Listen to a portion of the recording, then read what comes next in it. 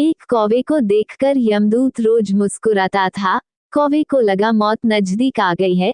उसका मित्र गरुड़ उसे हजारों योजन दूर ले गया, लेकिन वहां खुला यमदूत की मुस्कुराहट का रहस्य। गाय का बछड़ा जंगल में एक गड्ढे में गिर गया। उसके मालिक ने कई कोशिशें की लेकिन नहीं निकाल सका, तो वो गड्ढे में मिट्टी डालकर उसे वहीं दफनाने लगा। तभी हुआ चमत्कार और बछड़ा बच गया। शादी के सालों बाद हुआ एक ब्राह्मण के घर बेटा, लेकिन कुछ ही सालों में हो गई उसकी मौत। जब शमशान में क्रियाकर्म के लिए लाए तो वहां एक सियार और गिद्ध की उन पर पड़ गई नजर। फिर हुई अजीब रिलीजन डेस्क। ये एक लोक कथा है, गांवों में अक्सर सुनाई जाती है। किसी गांव में एक गरीब किसान था। घर में उसकी पत्नी और वो दो ही लोग थे। उनके दिन गरीबी में गुजर रहे थे। किसान के पास कुल जमा एक गाय और 2 बोरी अनाज ही था। पति पत्नी दोनों ही दिन रात अपने भाग्य को कोसते रहते, भगवान से शिकायत करते कि उन्हें इतना गरीब क्यों बनाया। इसी तरह से दोनों के दिन गुजर रहे थे। एक दिन गांव में एक साधु आया। वो गांव भर में भिक्षा मांगता हुआ उस किसान के घर भी पहुंचा। जैसे ही साधु ने किसान के घर आवाज लगाई, उसकी पत्नी और उसने अपने भाग्य को कोसना शुरू कर दिया।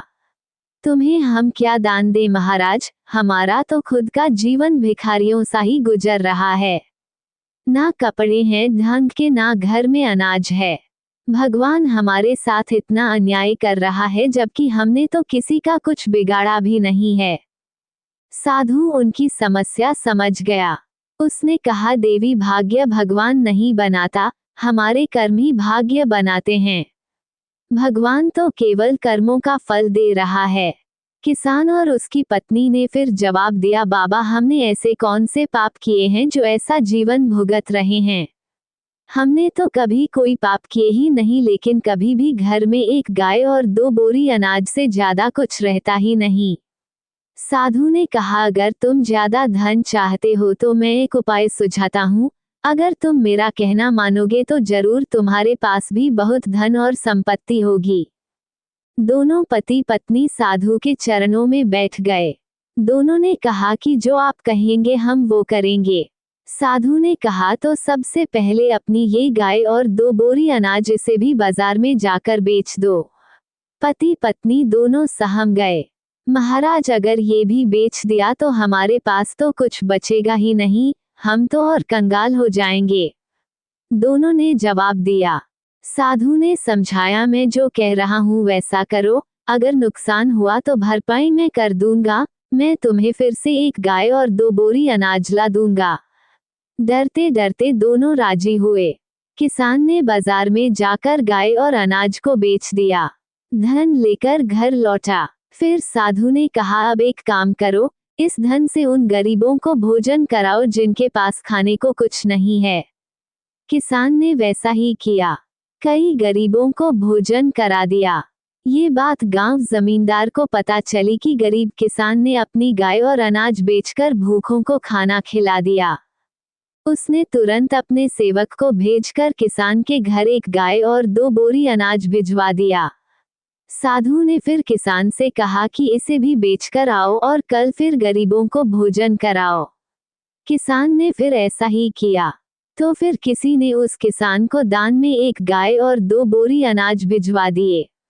साधु के कहने पर किसान रोज गरीबों को इसी तरह भोजन कराता रहा और उसके यहाँ रोज दान आने लगा। लोग उसकी मदद करने लगे कि ये किसान गरीब होकर भी भूखों को भोजन कराता है। धीरे धीरे उस किसान की ख्याति दूसरे गांवों में भी फैल गई। धीरे धीरे दान आने का दायरा बढ़ता गया। बहुत दिन गुजर गए। किसान गरीब से संपन्न हो गया। उसने एक दिन साधु से पूछा कि अचानक मेरे भाग्य में इतना अनाज और धन कैसे आ गया। साधु ने उसे समझाया कि तू इस धन से दूसरों को भोजन करा रहा है, ये उन्हीं के भाग्य का धन है जो भगवान तुझे दे रहे हैं। हमेशा अपनी असफलताओं और दुर्भाग्य के लिए भाग्य या भगवान को कोसना ठीक नहीं है। अपने कर्म बदल कर देख लें। संभव है कि हमारे कर्म ही ऐसे ना हो कि भाग्य उसमें साथ दे। एक कौवे को देखकर यमदूत रोज मुस्कुराता था। कौवे को लगा मौत नजदीक आ गई है। उसका मित्र गरुड़ उसे हजारों योजन दूर ले गया, लेकिन वहां खुला यमदूत की मुस्कुराहट का रहस्य। गाय का बछड़ा जंगल में एक गड्ढे में गिर गया। उसके मालिक ने कई कोशिशें की लेकिन नहीं निकाल सका, तो वो गड्ढे में मिट्टी डालकर उसे वहीं दफनाने लगा। तभी हुआ चमत्कार और बछड़ा बच गया। शादी के सालों बाद हुआ एक ब्राह्मण के घर बेटा, लेकिन कुछ ही सालों में हो गई उसकी मौत। जब शमशान में क्रियाकर्म के लिए लाए तो वहां एक सियार और गिद्ध की उन पर पड़ गई नजर। फिर हुई अजीब। आर्टेमिस स्टेबिया से दीवार पेंटिंग, म्यूजियो आर्कियोलॉजिको नाजियोनल, नेपल्स में। ग्रीक धर्म में जंगली जानवरों, शिकार, वनस्पति और शुद्धता और प्रसव की देवी।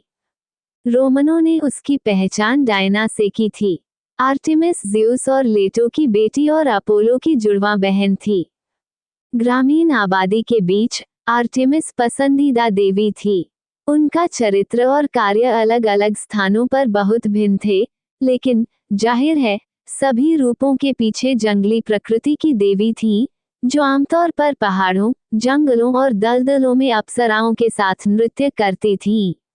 आर्टेमिस ने खिलाड़ी के आदर्श को मूर्त रूप दिया, इसलिए खेल को खत्म करने के अलावा उसने इसकी रक्षा भी की, विशेषकर युवाओं की। ये जानवरों की मालकिन शीर्षक का होमरिक महत्व। एक शिकारी के रूप में आर्टेमिस, शास्त्रीय मूर्तिकला, लोवर, पेरिस में। आर्टेमिस की पूजा संभवतः पूर्व हेलेनिक काल में क्रेते या ग्रीक मुख्य भूमि पर फली फूली। हालांकि आर्टेमिस के कई स्थानीय पंथों ने अन्य देवताओं के निशान संरक्षित किए, अक्सर ग्रीक नामों के साथ, ये सुझाव देते हुए कि उसे अपनाने पर यूनानियों ने आर्टेमिस को अपने स्वयं के प्राकृतिक देवताओं के साथ पहचाना। उदाहरण के लिए, अपोलो की कुंवारी बहन इफिसस की कई छाती वाली आर्टेमिस से बहुत अलग है।